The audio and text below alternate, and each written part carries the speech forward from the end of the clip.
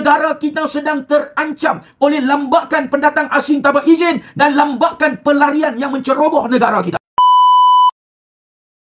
Ini berjuta-juta mereka ada dalam negara kita. Kita kena bangkitkan kesedaran rakyat. Kita kena minta kerajaan ambil tindakan yang tegas sekarang ini, tuan-tuan. Hampa tengok di media-media sosial macam mana warga-warga asing, pendatang asing tanpa izin, diorang boleh bebas layari media-media sosial dalam negara kita. Cuba membayangkan, mereka bukan sikit, tuan-tuan. Berjuta-juta mereka ada dalam negara kita ini, tuan-tuan.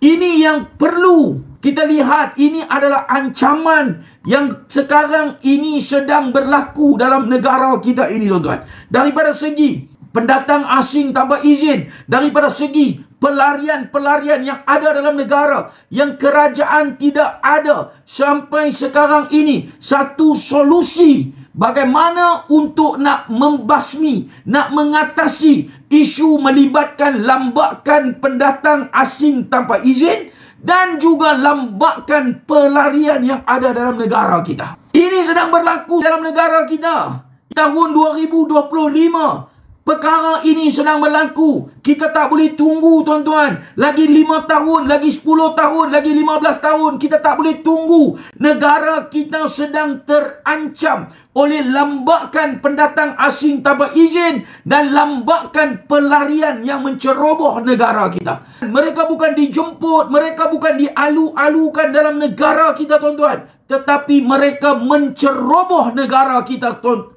Sehingga kan tidak ada ruang untuk negara kita hantar mereka pulang, tuan-tuan. Ini sebenarnya berlaku dalam negara kita.